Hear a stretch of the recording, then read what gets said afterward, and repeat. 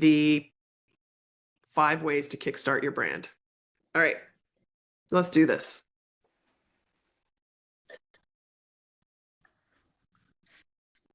That's enough about me. Okay.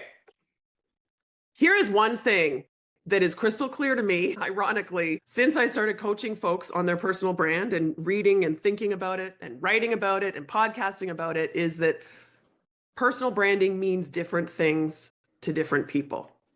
Okay. And so I'm not here to tell you what the wrong definition is or what the right definition is, but I am here to tell you that we need to be really careful about defining it. And if you use the word personal branding, I find that even with some people, it can be triggering, like, oh, I don't want to do that. It's slimy. I don't want to be selling myself, whatever. So think of your personal brand as being conscious of your professional identity. So we're here focusing on our professional identity. Okay.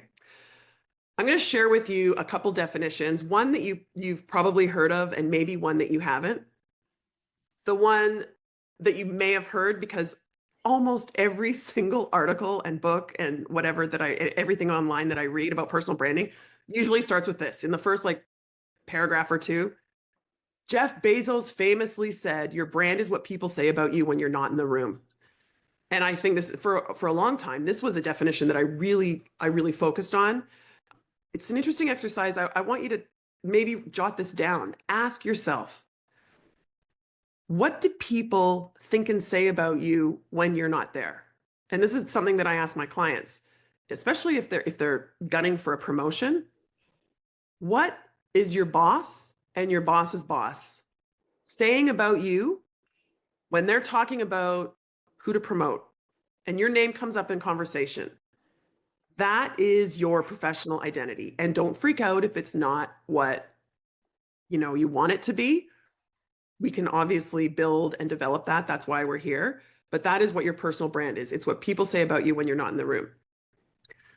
So I was going with this definition for a while, but I've done some interviewing and some thinking about this. As I said, I interviewed Seth Godin for a recent podcast episode. And I asked him, I said, Seth, do you think about your brand? I mean, this guy has a pretty strong brand, right? Do you think about your brand? And he said, I kind of think about it and not really, but I know I have one. And then I said, well, what's the definition of a brand? And he said, your brand is what people think you're going to do next. And I was like, oh, stop for a second. That is gold.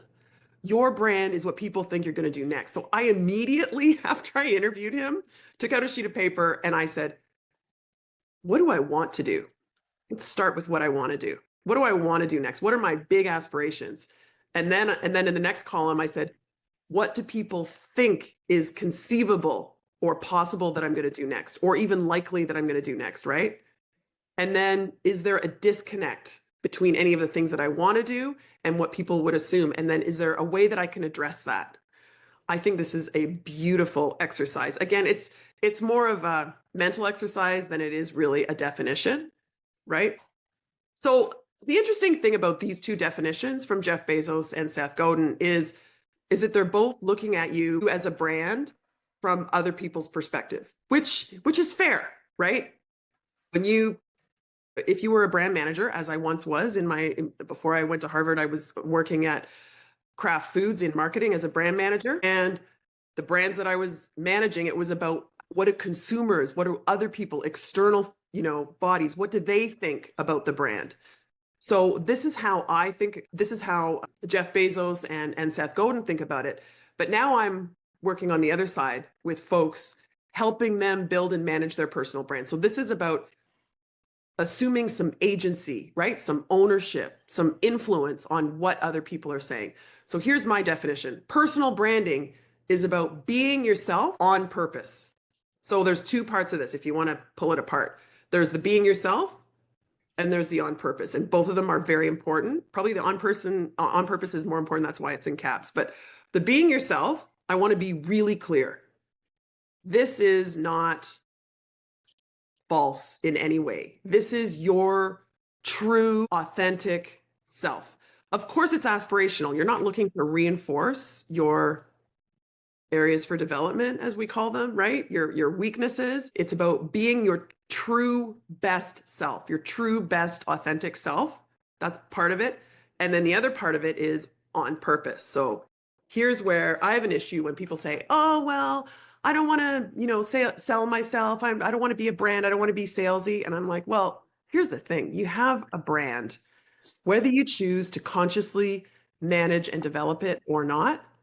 So why don't you just talk about yourself in a way that reinforces your positive attributes?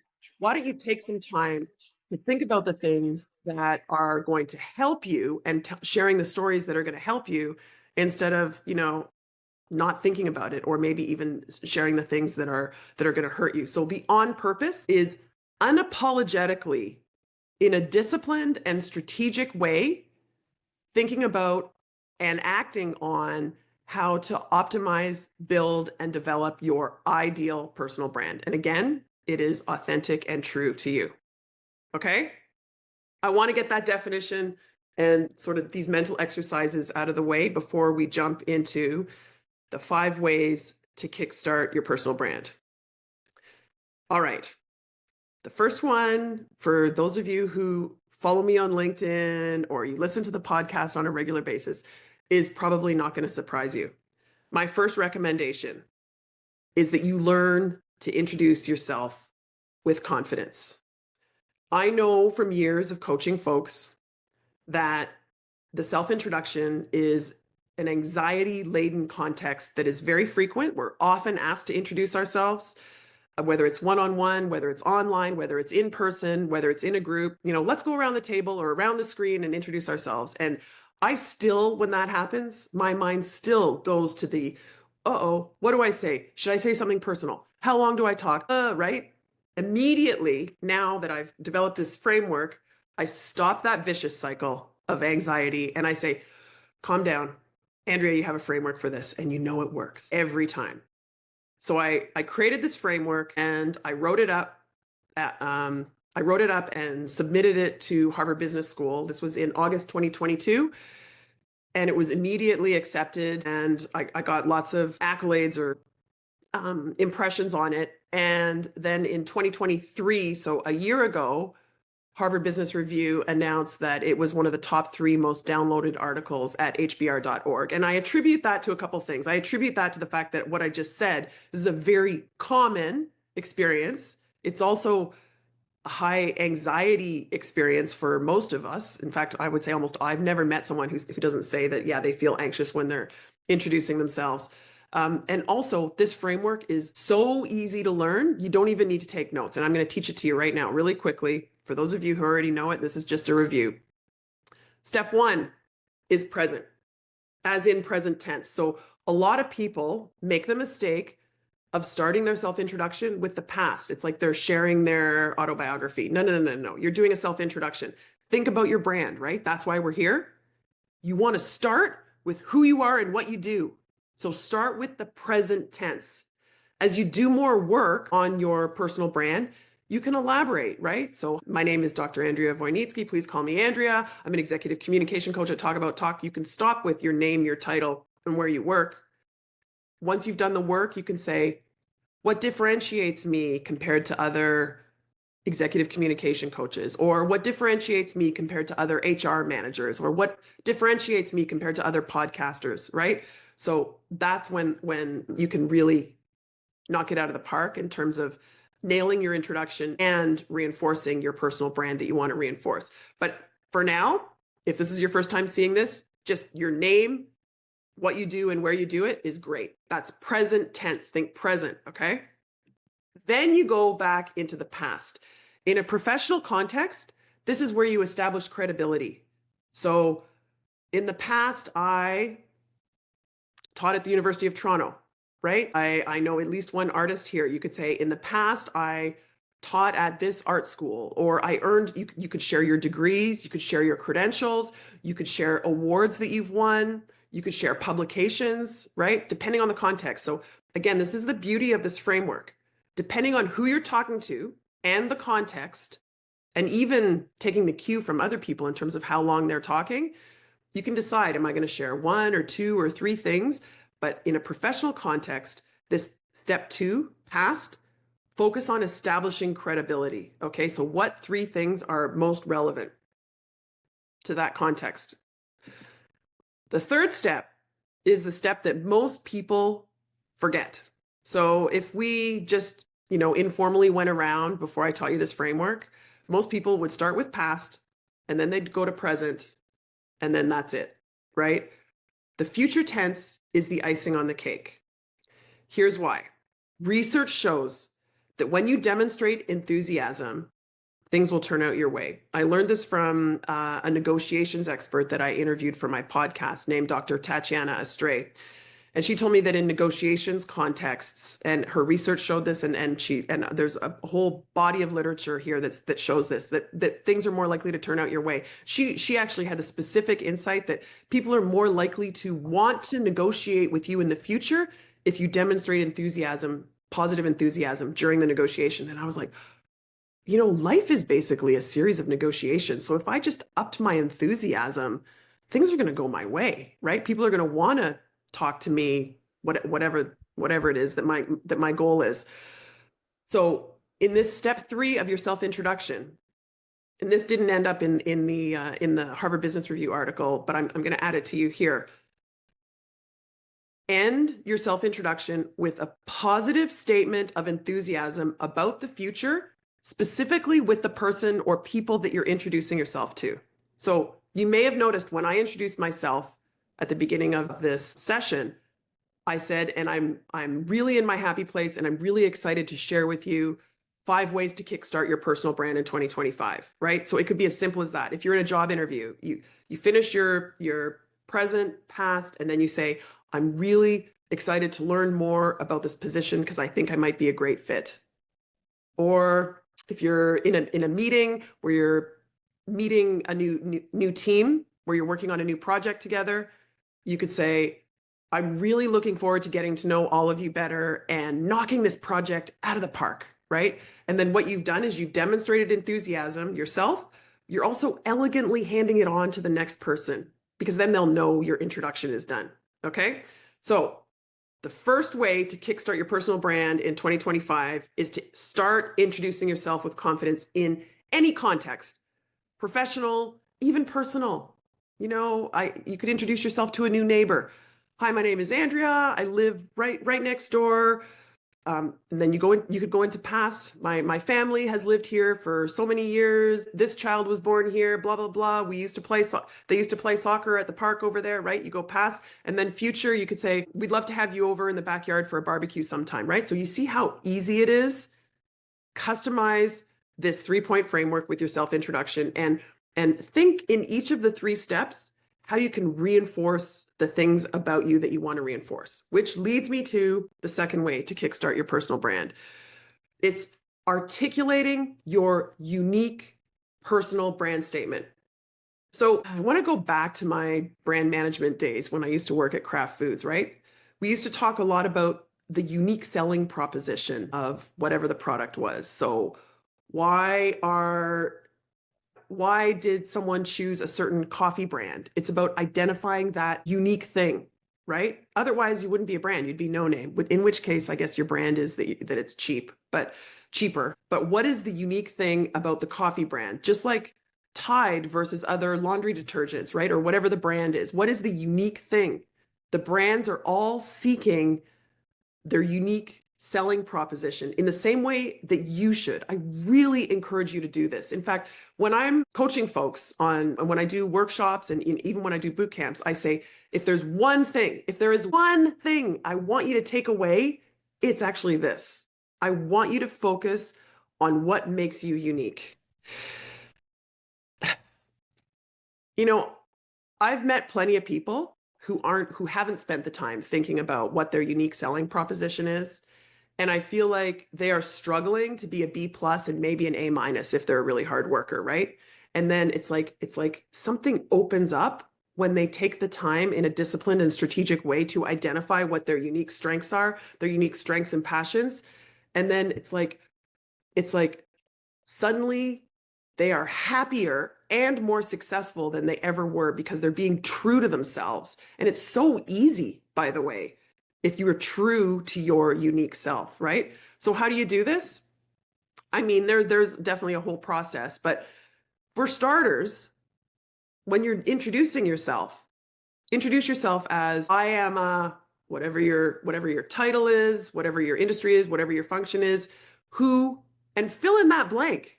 Who, what differentiates you relative to others? So I'm not a big fan of scripts, but I do provide my clients with prompts. So the prompt would be, what differentiates me relative to other finance leaders is my ability to blah, blah, blah, right? Or here's another one. People tell me, I call it the 3 magic words. People tell me that something that stands out about my work, my art, the way that I lead people is whatever. So I encourage you to double down on your unique personal brand statement, because here's the thing. Unique is better than better. What do I mean by that? As I said, so many of us, the B pluses and the A minuses, many of us here spend a lot of time, including myself, looking around at what other people are doing and emulating and copying them because I want to get better. And I'm thinking about what do people think I should do that's going to be better, instead of thinking about what are my strengths. By the way, and this is getting a little bit into nuance. If you're junior in your career, I say this, I don't coach a lot of really junior folks, but when there's junior folks in an audience, I will say this. Maybe some of you have teenagers or 20-somethings or 30-something kids. You can share this with them. Early in your career, it's a fantastic idea to copy other people because you don't know what your style is yet, right? So you emulate, you copy, you experiment, right? But once you hit mid-career, you kind of know what makes you special, what your unique strengths and passions are. And that's when, if you really want to knock it out of the park, you focus on what makes you unique. All right. If there's one screen I want you to screen capture, it's this one, okay? Unique is better than better. All right.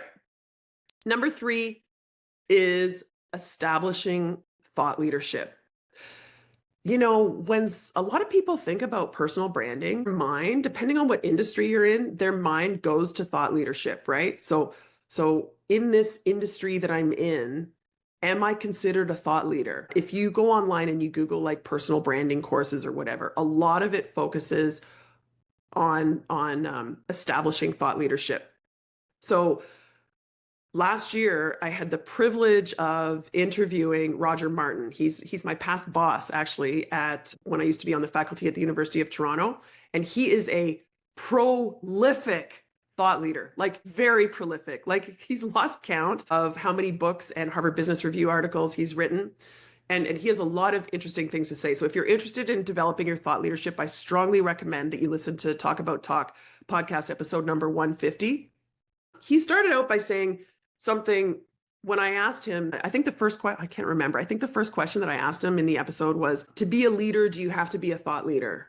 And he was like, yeah, you do, Andrea. And this is where he got me thinking, but you need to consider this continuum of private thought leadership to public thought leadership. So the people who report to you, the people who you work with, even if you don't have direct reports, they need to know, even the people that you're selling to, right? So whoever your key stakeholders are, they need to know, as he says, what you stand for, what you care about, what you know, what your expertise is. They need to know that. So that's like your private thought leadership. And then there's this continuum to public thought leadership. And he said, in fact, a lot of people make the mistake of thinking that they need to become public thought leaders, like I am, like he is, right? Where we're sharing things on LinkedIn and in articles. And I also have an Inc. magazine column where I have 2 articles a month. So that's public thought leadership. If you're not as interested in being a thought leader, he talks about how this is a lot of work and it takes a certain personality. Still, if you want to be a leader, think about being a private thought leader. So as I said before, with the stakeholders who are relevant for you, what is the area that you are going to be an expert on? So there's really, when I coach people on this, there's really 2 things. One is defining what the topic is. So ask yourself these kinds of questions. If I was going to write a book, what would the book be about? You don't need to know everything, right? But it's a topic that you're so interested in that you have something to say and you're probably keen to do more research. If I was going to give a TED talk, what would it be about? That's a great thought leadership topic for you, right? It could be your industry, it could be your function, it could be something about people leadership, it could be something that's going on in our culture. My husband and I have a friend who is a PhD in engineering at Procter and Gamble, and he has been working in their manufacturing department for decades. And his thought leadership in the organization is around sustainability. And he, independent in his job and outside of his job, he does a ton of research on improving sustainability and the environmental factors, right? He's even gone to Washington to do lobbying and everything. So it doesn't have to be necessarily your function or your industry. It could be some specific element. And the other thing about the topic is it can change over time. So don't freak out. Like, I don't know what my topic is. Just what do you care about, right? What are you interested in? Start creating thought leadership around that. So that's step one, is deciding what the topic is. Step two is considering the media. So on what media are you going to be communicating your thought leadership? The obvious one for me, and with all of you here who probably connected here through LinkedIn, is just to go to LinkedIn. So how do you do this on LinkedIn? Let's do this in baby steps. First, when you go through your feed and you see something interesting, especially if you have an opinion on it, instead of just liking it or putting the little idea light bulb, why not make a comment like, I agree with this because, or I agree with this and I would add, right? Or even asking a question. That is sharing thought leadership, okay? It doesn't have to mean writing a white paper or, as I said, creating a TED Talk. It could be commenting on LinkedIn. It could be, you want to go to the next level? Reposting someone else's post. So that same post where you commented, why don't you repost it for the people that follow you and say, interesting post here, I would add this, that they listed, 5 ways to kickstart your personal brand. My favorite one was number 3, establishing thought leadership, right? You see what I did there? So you can repost someone else's post with an opinion. Don't repost without an opinion, please. Repost with some comments. You can also, if you read an article, start subscribing to Inc. magazine, where I'm an author, or to Fast Company, or Harvard Business Review, or Forbes, or whatever it is. And when an article comes up that intrigues you, that you have an opinion about, post it and say, this is a great article because, or, this article about 5 ways to kickstart your personal brand is great. And my favorite one is this one. You see what I'm doing? It's like, it doesn't have to be you creating something from a blank page. If you do want to create something from a blank page, you could write an article. You could write an article in LinkedIn and publish it as an article. By the way, apparently LinkedIn is pushing these, so you're probably going to get a lot of traction. You could write an article for one of the other publications or some other publication that's relevant for your industry. But beyond LinkedIn, sharing thought leadership can even be mentoring, formally and informally. It could be doing formal training for folks. And of course, it could include things like keynote speeches. So I want you to think about your thought leadership in 3 ways. One is the continuum of private to public. One is choosing your topic, knowing that you can and probably should change it over time. And the third thing is deciding what media or medium you're going to communicate your thought leadership through. Okay, we're over halfway through here. The 4th way to kickstart your personal brand in 2025 is to optimize your digital footprint. You know what I'm going to say here. You've got to Google yourself. Other people are. And yes, it's frightening. I force myself to do it every now and then. You want to open an incognito window. If you don't know how to do that, you can search how to do that. But you want to open an incognito window, or even try this on someone else's phone or device. Ask your kid or your spouse or whoever, someone at work, for their phone, and Google yourself and see what comes up, especially on the first page, but go through it. You need to know what is out there. So you want to optimize your digital footprint. We talked about identifying your unique selling proposition. Are the things that are out there consistent with your unique selling proposition? The number one easiest way to optimize your digital footprint in a professional context is LinkedIn. They hand it to you on a silver platter. So think about it. Your profile page on LinkedIn is free online real estate that you control. These people that keep their LinkedIn profiles private, I'm like, why? Why would you keep it private? You are controlling what's on your profile, right? So make sure you've got a great headshot. We'll talk about that in a second. You want to have it, you want to have an up, you want to make sure that people recognize you. You want to have a great headshot. You want to have a nice banner image. Your headline should be more than just your title and your employer, right? List your industry, list your function, list your superpowers, list your unique selling proposition, right? And make sure that everything's optimized. And like I said, they hand it to you on a silver platter. If you go to LinkedIn when we're done here, they have suggestions. Like, here are the top 5 suggestions for things that you should fill in. So start with LinkedIn. And the thing is, the more you're on LinkedIn, the higher up, if you search yourself, hopefully this page that you've created that you control is what's going to show up when you Google yourself. Make sure you have updated headshots. I know a lot of people stress out about this because I hear it from my clients all the time. You don't need to have a professional photo shoot. It does help. I have a photographer that's actually become a great friend of mine. I've had 2 photo shoots with just me and 1 with my entire family, which was great fun. But if you can find a professional photographer that you really trust, that can help you a lot. But regardless, you just need to stand in front of a neutral background wearing, I say for LinkedIn, you want to wear what you would wear to an important day at work. You don't have to wear a suit and tie. In fact, I think most people don't wear a suit and tie anymore. But you can look around at what other people are wearing in their headshots that are at similar industries and functions, or maybe a level up from what you're looking for, right? And you can take some advice from that. Make sure that wherever there are headshots or images of you online, that they do look like you and your best you. And if there's a way that you can update something, even if another organization created the post, is there a way that you can update the image? And then the other thing is, remember what I said before, where the websites that are getting the most traffic, like hopefully LinkedIn, you're going to move up when people Google you, that'll be one of the first things that show up. Okay. So that's just incentive for you to start using LinkedIn a little bit more. The last thing I want to say here is, I guess really from my days as a brand manager, you really want to be consistent. If there's one shot of you that looks like you, that looks like your best you, that exemplifies your personal brand, you know what? There's nothing wrong with using it everywhere. Even myself, I get caught up in people have already seen that, or they're going to get bored. You know what, Andrea, people don't think about you that much. So being consistent is really key. So you can probably, this consistent theme reminds me of also, you may have an element of your style that you want to reinforce. So for me, it's the color turquoise.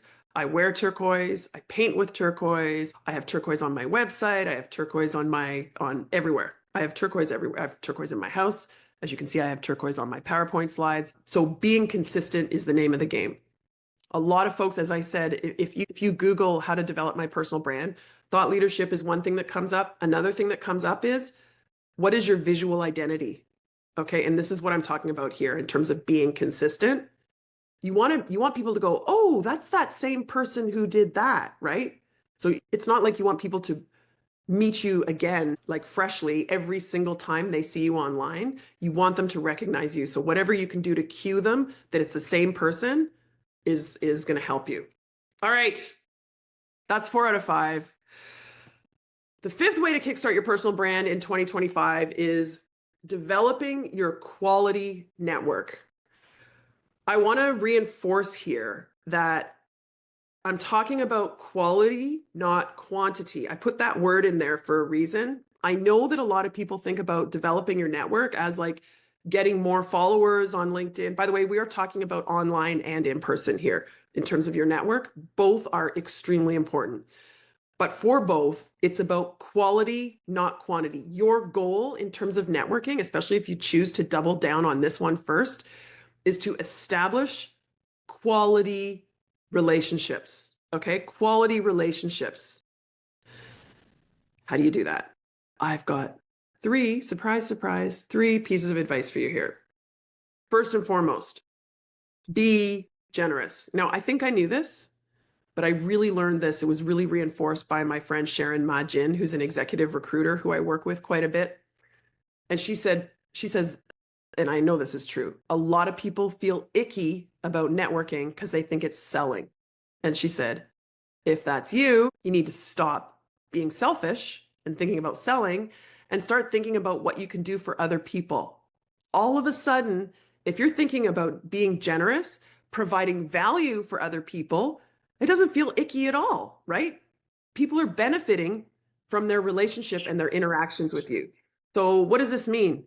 This means showing up at the dreaded cocktail networking event and generously listening to other people, generously introducing people to other people, right? Generously providing them with information. So just think, how can I provide value?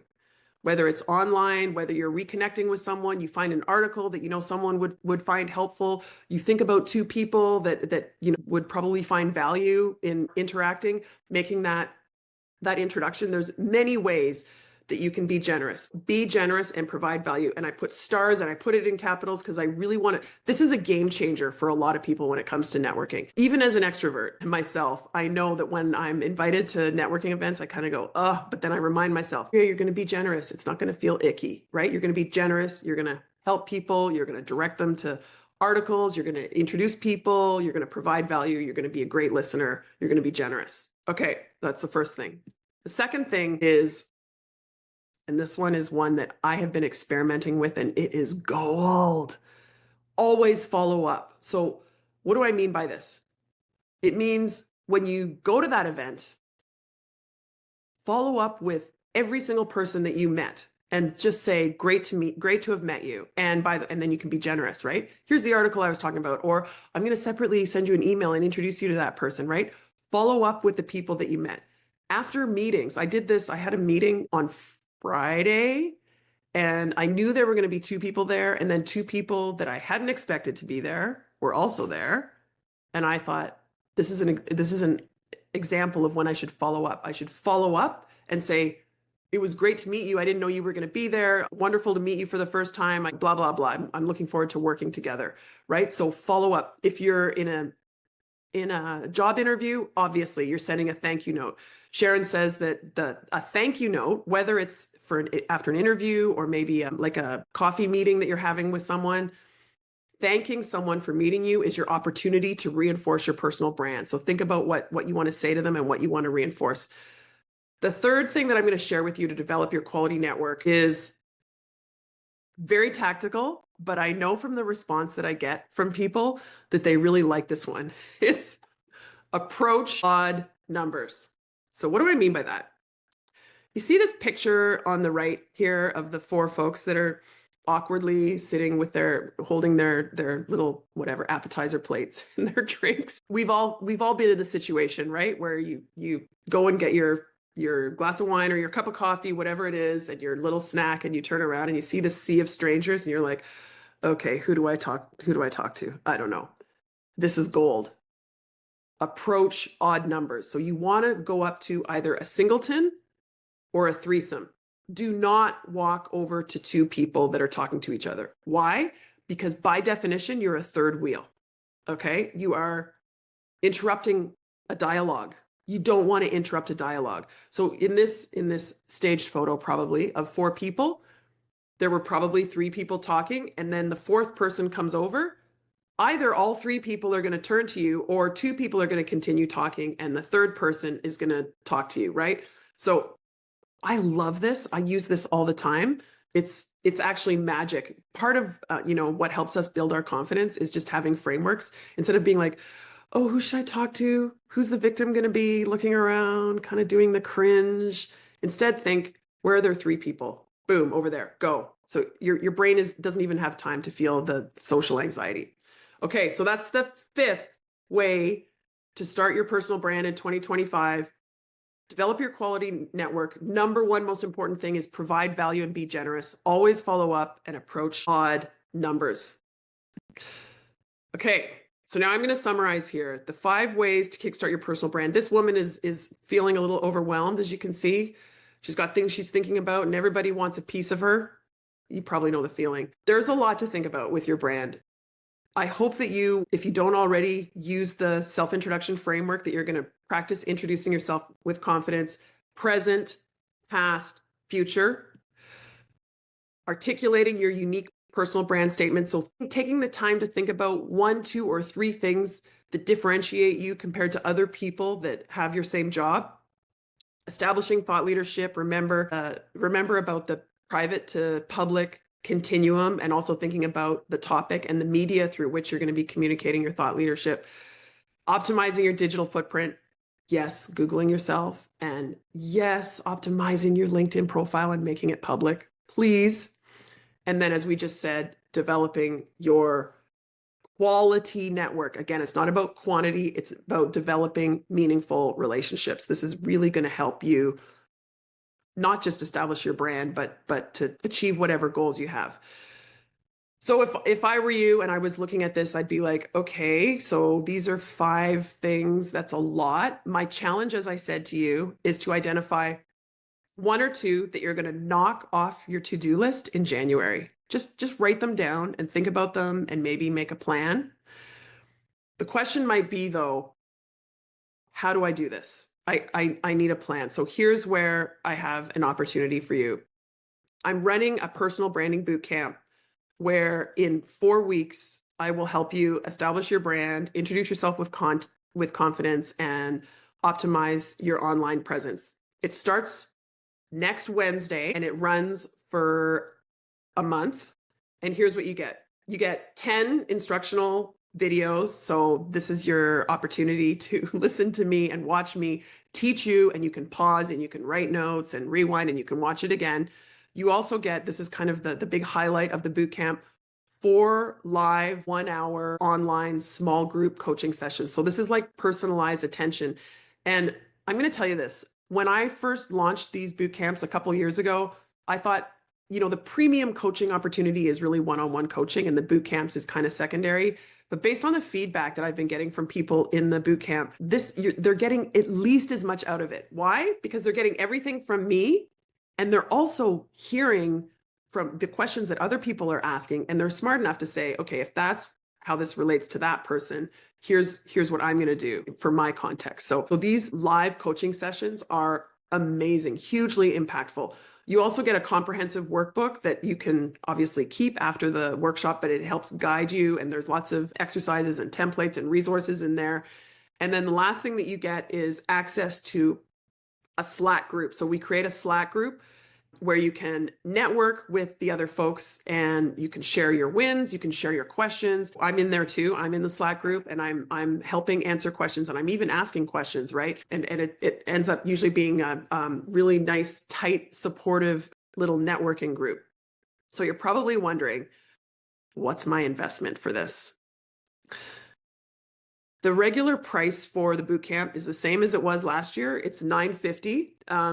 I'm going to offer to you, and making it easy, when you go to the checkout, it's LinkedIn 100 to save $100. So the investment, the net price for you is $850. And if you want to find all of the details and more information, just go to talkabouttalk.com/January 2025. And you can also, if you want to use your phone and scan the QR code, you can get more information there. And I think that is it. I'm happy to answer any questions that you have about the bootcamp, about the 5 strategies or tactics that I shared with you to kickstart your personal brand, and also anything related to communication skills, but especially personal branding. And I'm going to stop sharing now, and I'm going to look in the chat. But does anyone have any questions that they want to ask before I go into the chat? I would love to hear from a human.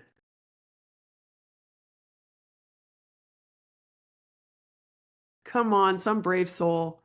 Practice establishing your professional identity. Hi, Nobody? Andrea. Hello. It's Celine. How are you? I'm great. This was really, really informative. The one thing that probably I would love if we could just spend a minute and talk about is when you talked about Jeff Bezos and what he talked about, people talking about the brand when you leave the room, just feels like such an established thing versus what you're saying, which is more present and future. I'm just wondering, like, it just feels like one has the intention of what you want to do versus how you're already perceived. And it's just like how we're bridging that, So if you could just spend a minute and talk about it, because I felt like it was quite the difference between how it's been done with what Bezos is, sort of famous saying, and what we're now looking at it in terms of going forward. Yeah. You know, Celine, I am so glad that you said that. I'm going to admit something here.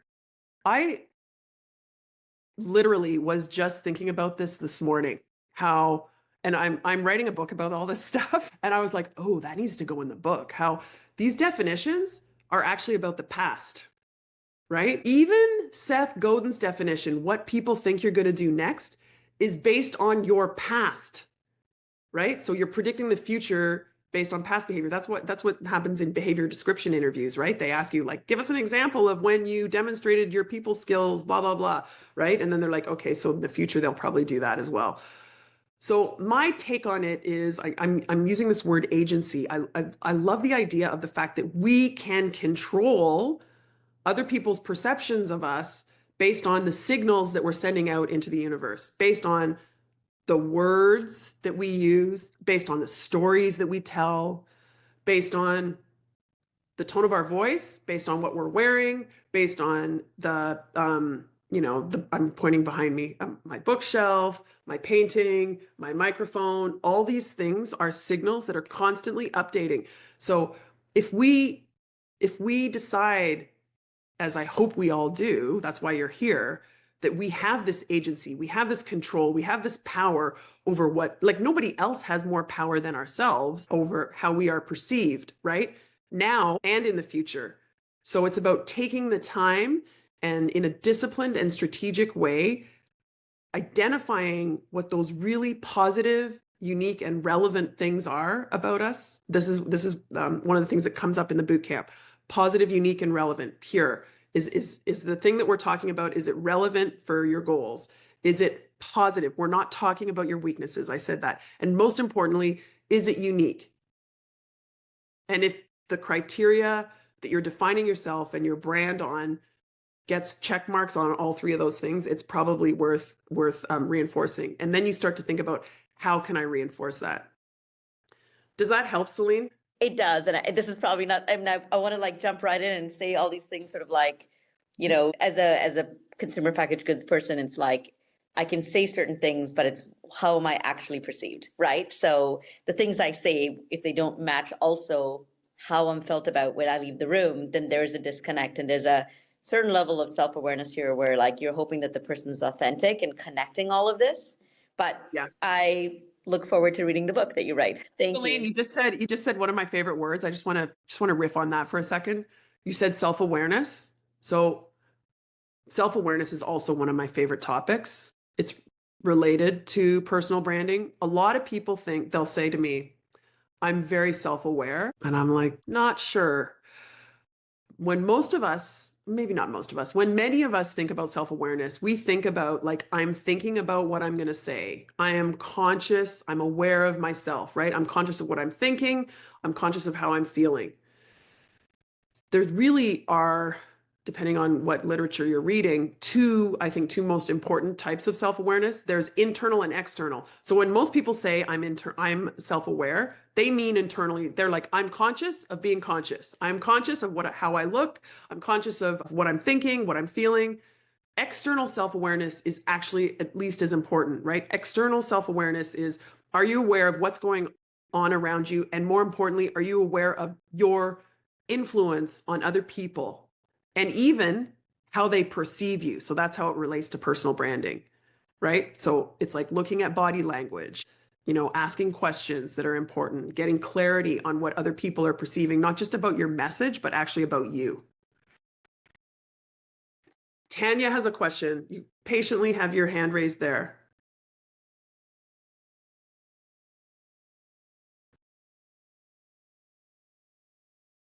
You're on mute. Did you just unraise your hand? Okay. Hi, Andrea. Thanks for taking my question. I have a question about strategically developing your quality network. Like, Okay. I understand the concept, and I think it's very important, absolutely. And building authentic relationship is important. But how do you go about it? For example, I'm in a job now and I want to look at other opportunities and I do want to develop a network outside the realm of where I'm working. Help me get ideas here. So I do have another boot camp coming up in February called Communication Skills for Job Seekers, where we're going to talk about this. Let me just summarize what we would talk about. So first of all, almost no matter what, even if you're not on the job market, you want to make yes your default. In other words, if you're ever invited to an event or even something like this, right, where you're going to see other names and people, just make yes your default. In other words, there has to be a really good reason why you wouldn't say yes. I'm guessing you're already doing that, Tanya. But actually, even as an extrovert, I can tell you it takes energy to get dressed up and go to the event and whatever. And sometimes I'd rather just sit at home and read my book, whatever. So make yes your default. That's one thing.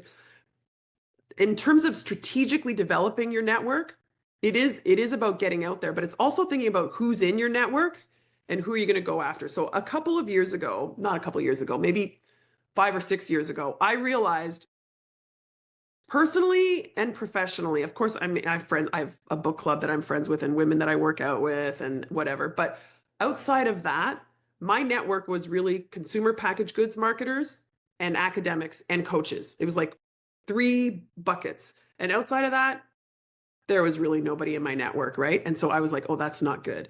So the second thing I would say to you, Tanya, is go for diversity, and go for diversity across every criteria you can think of. So young and old, right? In your city and outside of your city, in your industry and outside of your industry, in your function and outside of your function, maybe the same gender as you, the other gender, whatever. Like think about any criteria and just go for diversity.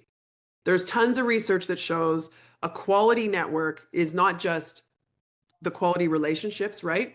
It's the diversity of who's in your network. So if you're an artist and you're only hanging out with artists, I don't know how you're going to sell. Or if you're a podcaster and podcasters do listen to podcasts.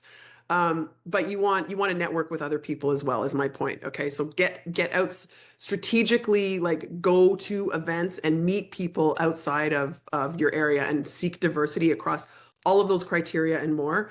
And if you are in an organization, this is the other part of strategic networking, especially if you're working at a big company, you want to make sure that you have mentors. I say that with an S in brackets, at least one mentor inside or outside of your organization that you can be really open and honest with. You also want to make sure that ideally you have a sponsor. There's tons of research that shows that the people that are being pulled up in their organization have someone who's a level or 2 or 3 ahead of them, who they share their best work with. You're providing them with evidence who's going to help you get promoted. I love talking about strategic networking, as you can probably tell. I hope that helps, Tanya. It is 1 o'clock. You know what? I'm going to take one more question. Are there any more live questions? Any more live questions? This is your chance. I'm looking in the Zoom. I don't see questions here. Be the us and generous. Love that, John. All right. If that's it, I want to say thank you so much. I hope that you are inspired with at least one of the 5 ways to kickstart your personal brand in 2025. If you have any questions, I'm happy to answer them. You can email me. I'm at andrea@talkabouttalk.com. Again, super easy to remember. And don't forget your opportunity. If you want to work with me on the boot camp, it starts on January 15th.